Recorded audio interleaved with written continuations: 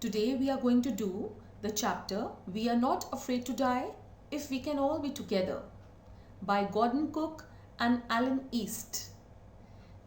This is from the book Hornbill of Class 11. As I just mentioned, written by Gordon Cook and Alan East, this story is about a 37-year-old businessman who is the narrator of the story. He has a wife named Mary and two small children, Jonathan, who is 6, and Suzanne, who is 7. He and his wife both dream of a voyage around the world on their ship Wave Walker. And how they head east, how strong waves hit them, and their survival becomes a question. The story tells us about how they fought each day and how their children encouraged them and the way they survived till the end. Now, as you all can see, this is the text from your book. I will not be reading the text because this can be done by you, but I'm here explaining each and every point. I will not leave anything.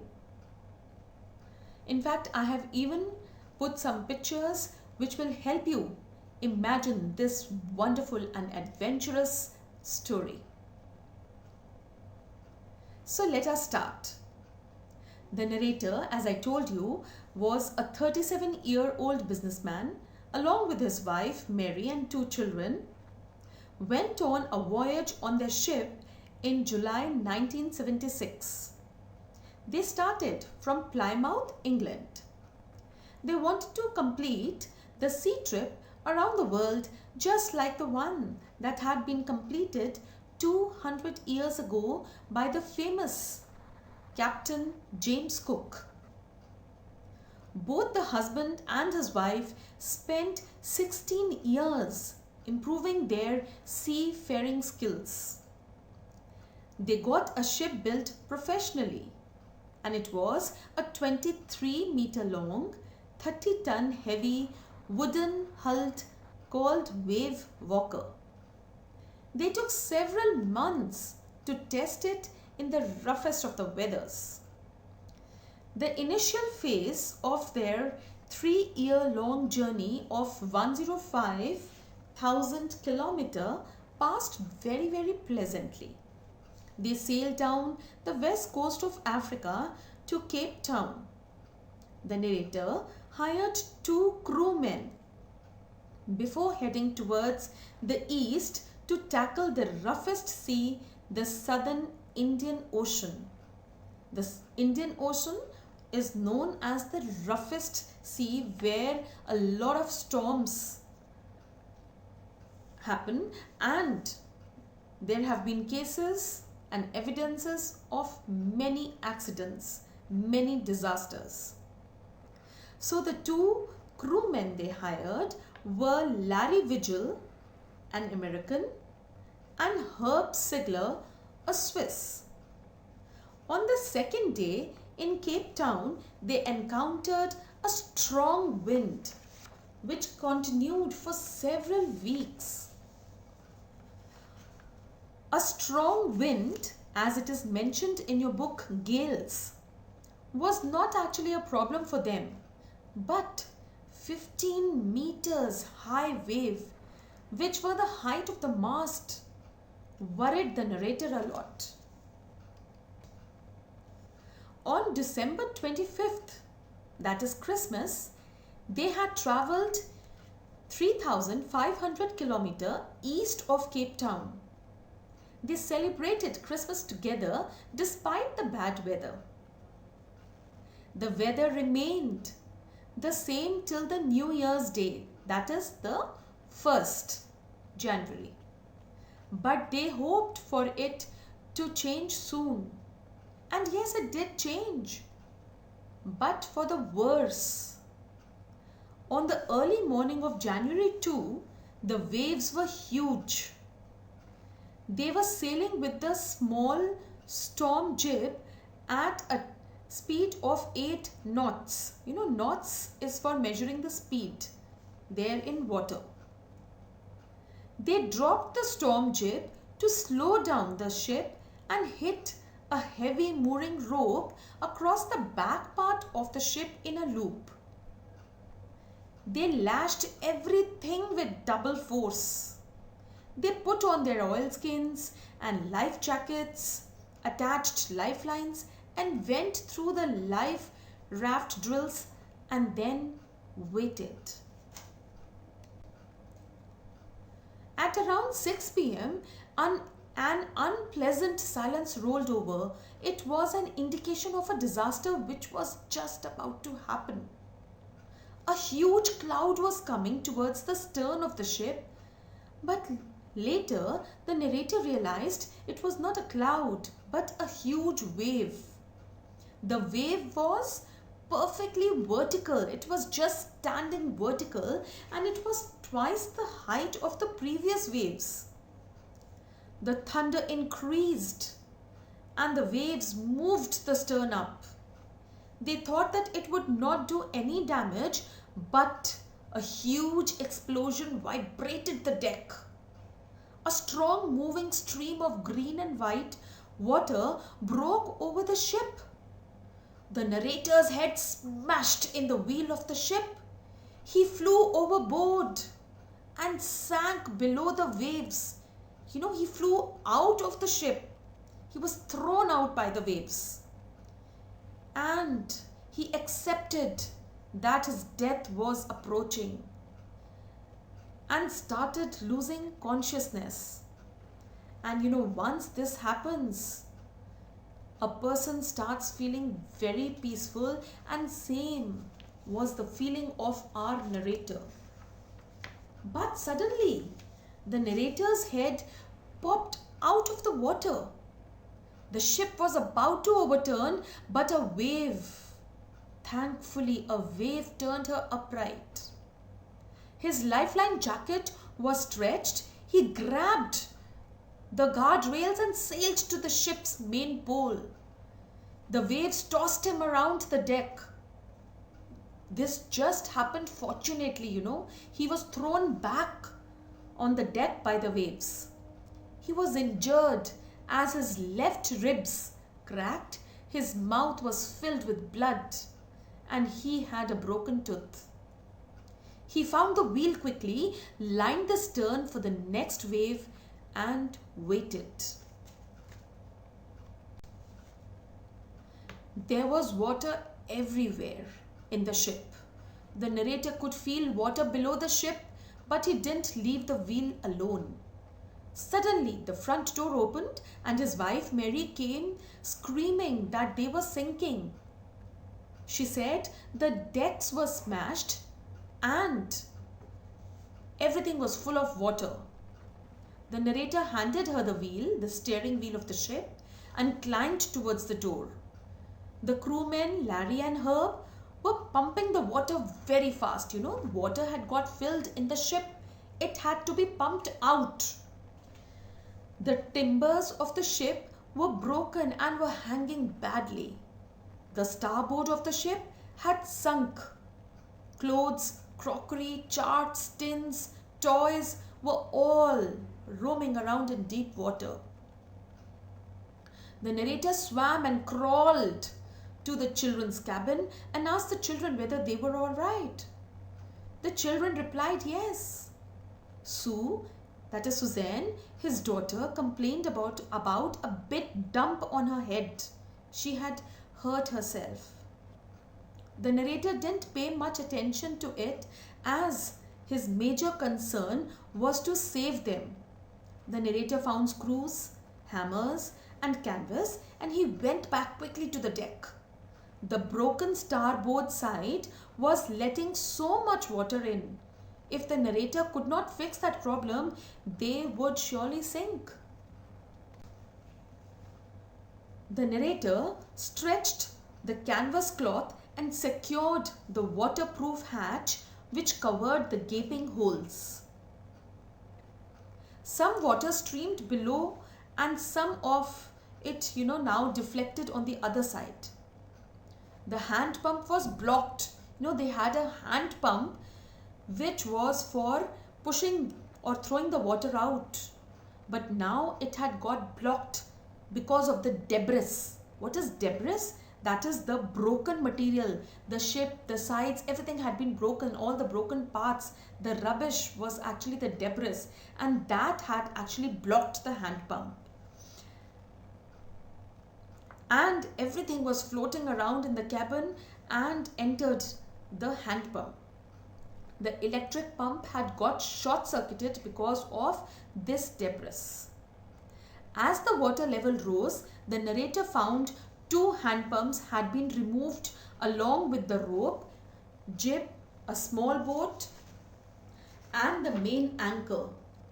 He found another electric pump under the chart room and he quickly connected it to an out pipe, and thankfully it started working. The whole night was about the endless routine of pumping out water, steering the wheel, working on the radio. Just imagine what all this family was going through. There were no replies to their signals sent over the radio as they were in the remotest part of the world. As your book says, Mayday calls. So the calls that they were making again and again from this remote area was not maybe reaching the people at the other end. So there were no replies. Sue's head was now more swollen and she had 2 black eyes with a deep cut in her arm. Poor girl, Suzanne was very injured. When upon being asked why she didn't tell him about her injuries earlier, she said that she didn't want to worry him as he was already trying to save all of them. Just imagine, such wonderful children. They knew that their parents were working so hard to save each one of them. So she had not talked about her injuries before. The water level was under control by the morning of January 3rd. So all of them took 2 hours rest in rotation. But there still was a leak somewhere below the waterline. Upon checking, the boat rib structure was badly broken till the base of the ship. The whole section of starboard was held together with a few cupboard partitions. The ship's condition was so bad that it would not make it till Australia. The narrator checked the charts and calculated that there were 2 small islands a few kilometers to the east. One of them was Isle Amsterdam, which was a French scientific base. Their only hope was to search and reach this island, that is Isle Amsterdam. But only if the wind and the sea do not cause further damage, else their chances were actually slim, very less. The wave had destroyed the ship's auxiliary engine. On December 25th, that is Christmas, they had travelled 3,500 kilometers east of Cape Town. They celebrated Christmas together despite the bad weather. The weather remained the same till the New Year's Day, that is the 1st January. But they hoped for it to change soon. And yes, it did change, but for the worse. On the early morning of January 2, the waves were huge.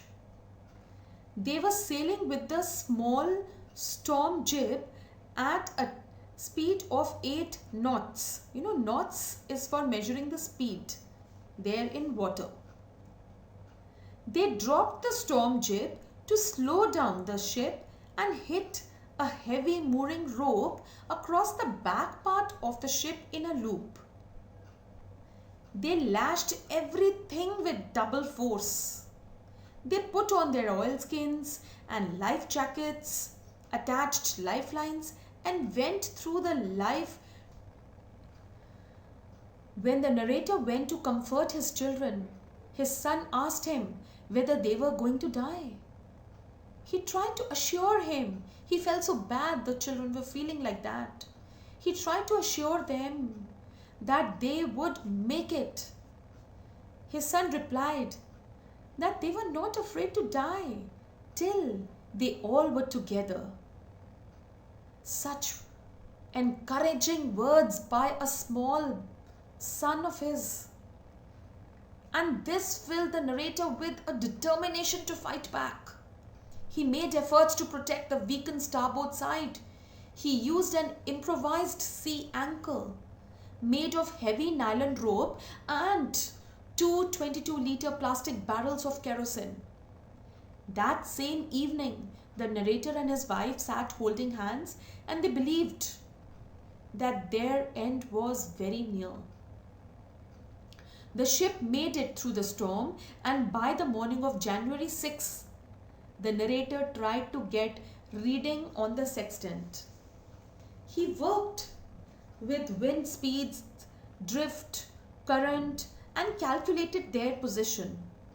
They were in 150,000 kilometers area of ocean, looking for a 65-kilometer wide island, that is Isle Amsterdam. While the narrator was still thinking, his daughter Suzanne, who they usually called Sue, joined him, and she was in great pain.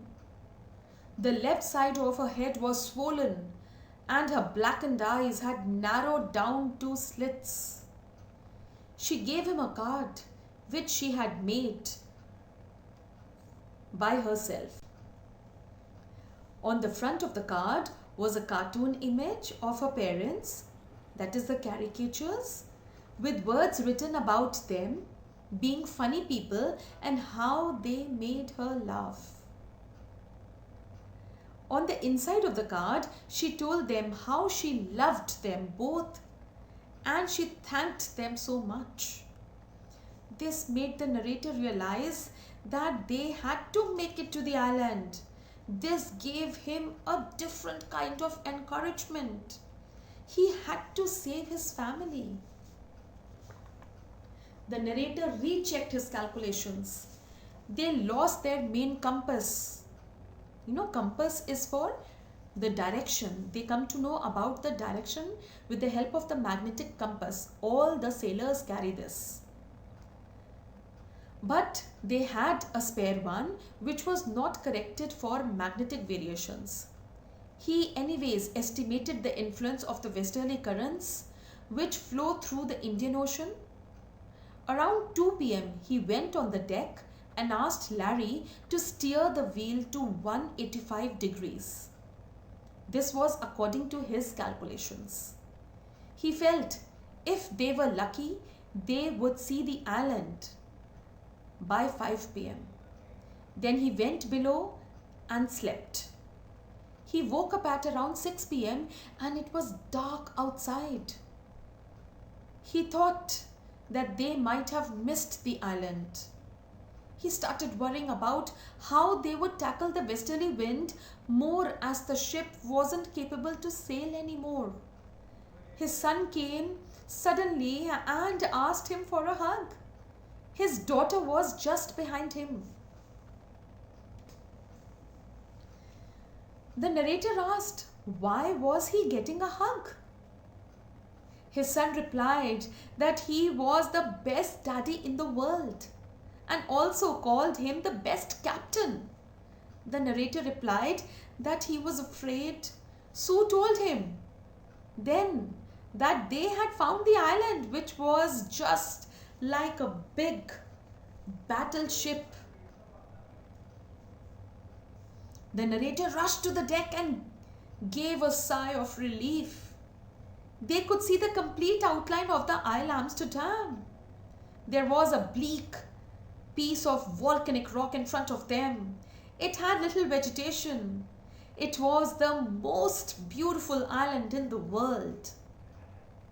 They moored the ship at some distance from the shore, and the next morning 28 inhabitants of Amsterdam Island helped them to move on the shore of the land. As he felt the land again on his feet, he thought of his crewmen and his wife, who all had worked so hard to reach here. He also thought of his 7-year-old daughter, who was so badly injured. She had to go through 6 minor operations to remove the blood clot in her head. He also thought of his son, who never gave up and who was not afraid to die. Such a wonderful, wonderful story. So this was my explanation, everything in my words. I'm sure you're going to go through your books, read your books, go through my video, because I have not left any point. If you still have any queries, please put them on my comment section, or you can contact me anytime. If you have not subscribed my channel, please subscribe my channel and also press the bell icon for the latest notifications. Do take good care of yourself. Goodbye.